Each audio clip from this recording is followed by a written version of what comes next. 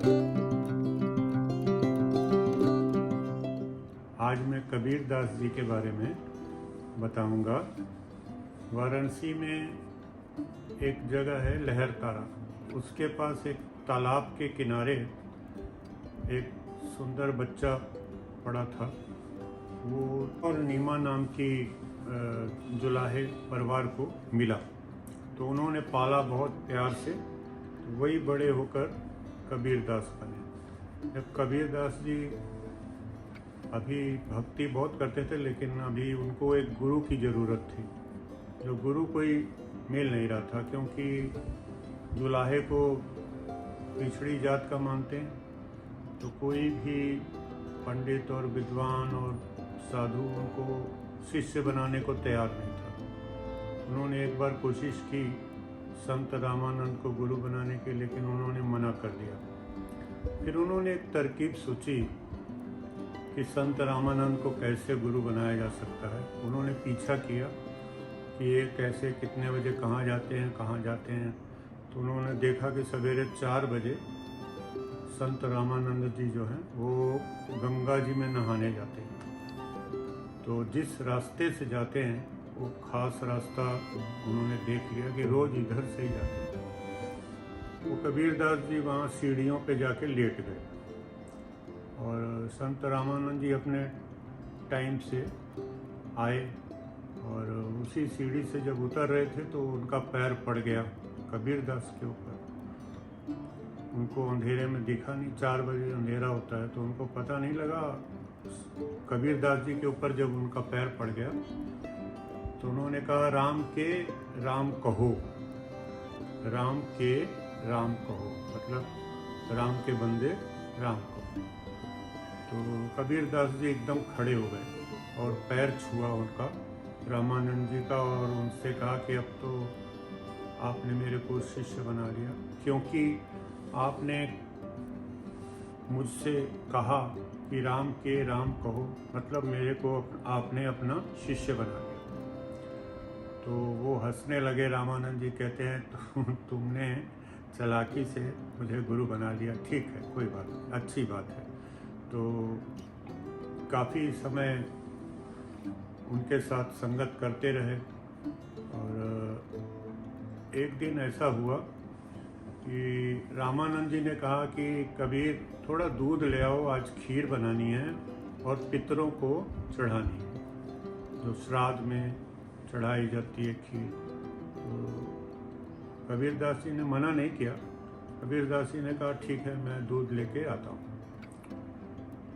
आश्रम से थोड़ी दूर पर ही गए तो एक गाय मरी हुई पड़ी थी, तो थोड़ी घास लेके कबीरदास जी गाय के पास बैठ गए। सारे हैरान हो रहे थे, कर क्या रहा है। फिर काफ़ी देर हो गई तो रामानंद जी ने कहा, भाई कबीर को खोजना पड़ेगा, काफ़ी देर हो गई। तो वो खोजने निकले तो उन्होंने देखा कि एक मरी हुई गाय के पास कबीरदास जी घास लेके बैठे। उन्होंने कहा, ये क्या कर रहे हो, मैंने दूध मंगवाया था, तुम यहीं बैठे हो। उन्होंने कहा कि मैं घास खिलाऊंगा इसको, गाय को, मरी हुई गाय को घास खिलाऊंगा, तब ये दूध देगी, तब मैं आपके पास लेके आऊँगा। तो उन्होंने कहा कि मरी हुई गाय घास कैसे खा सकती है। तब कबीरदास जी ने अपने गुरु रामानंद जी को समझाया कि जब मरी हुई गाय घास नहीं खा सकती है, तो आपके पितर तो बहुत कई साल पहले मर गए थे, वो आपकी भेजी हुई खीर कैसे खा सकते हैं।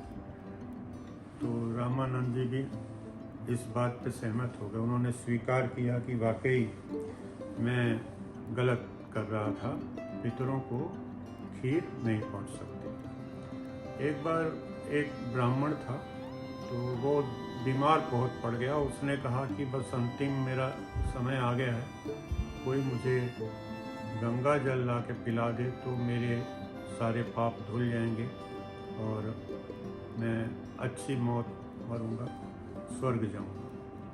तो ऐसा कहा जाता है कि अंतिम समय में गंगा जल मुंह में डालो तो बंदा स्वर्ग चला जाता है। कबीरदास जी ब्राह्मण के पास गए पूछने कि आपका क्या हाल है? तो उन्होंने बताया कि मैं तो आजकल मैं मर जाऊँगा, मेरे पास समय नहीं है, लेकिन मुझे अगर आप गंगा जल ला कर दे दो तो मैं बहुत चैन से मरूंगा, क्योंकि उसके बाद मुझे स्वर्ग मिल जाएगा। कबीरदास जी ने कहा ठीक है, मैं गंगा जल ले आता हूँ। अपना लोटा ले गए और गंगा जल भर के ले आए। लाकर उनको पंडित जी को देने लगे तो पंडित जी कहते, अरे तुम अपने लोटे में ले आए, ये तो छूत वाला हो गया, तुम नीची जात के हो, मैं तुम्हारे लोटे में गंगा जल कैसे पी सकता हूँ? तुम मेरा बर्तन ले जाते तो ठीक था, अपने लोटे में क्यों ले आए? तो कबीरदास जी ने समझाया कि अगर गंगा जल से आपका मेरा लोटा नहीं पवित्र हो सकता, गंगा जल से मेरा लोटा अगर शुद्ध नहीं हो सकता, तो इस गंगा जल से आप कैसे शुद्ध हो जाएंगे? आपने जितने पाप किए हैं, आप सोचते हैं कि सारे पाप धुल जाएंगे। अगर सारे पाप धुल सकते हैं तो ये लोटा भी तो साफ हो सकता है। तब उनको समझ में आई पंडित जी को कि ये ठीक कह रहे हैं। कबीर के घर एक बार ऐसा हुआ कि राशन वगैरह नहीं था, काफ़ी गरीबी थी, तो वो कहीं गए हुए थे। तो पंडितों ने वैसे ही सोचा कि इनको परेशान करने का एक तरीका अच्छा है कि हम लोगों को कह दें कि कबीर दास के घर आज लंगर है, आज भंडारा है, सारे पंडित आए खाने के लिए। तो दूर दूर से साधु संत सब आ जाएंगे, इसके घर तो कुछ है नहीं राशन वाशन, तो बदनामी होगी कि कबीर ने कुछ खिलाया नहीं। तो इसलिए उन्होंने क्या किया, पंडितों ने सारे शहर में दूर दूर तक बात फैला दी कि आज कबीरदास ने बुलाया है, बहुत बड़ा भंडारा कर रहे हैं। कबीरदास जी को सारे जानते थे, क्योंकि उनकी कथा सुनने के लिए और उनको वचन सुनने के लिए सब लोग आते थे। तो उन्होंने कहा कि पंडितों ने सबसे कह दिया भंडारा है, आज सब लोग आना। अब कबीरदास जी को तो पता नहीं, वो तो कहीं गए हुए थे, घर पे थे नहीं, वो छुप गए जाके। उनको जब पता लगा कि लोग आपस में बातें कर रहे हैं कि आज कबीरदास के घर भंडारा है, चलो चलो चलो, उन्होंने सुन लिया तो वो फिर छुप गए कहीं जंगल में, कहीं आसपास, की ना मैं सामने पढ़ूंगा ना कोई मेरे से पूछेगा। तो फिर शाम को उन्होंने सोचा कि अब मैं वापस घर चलूँ, जो होना था हो गया, अब मेरी जो बदनामी होनी थी हो गई, अब मैं घर चलता हूँ।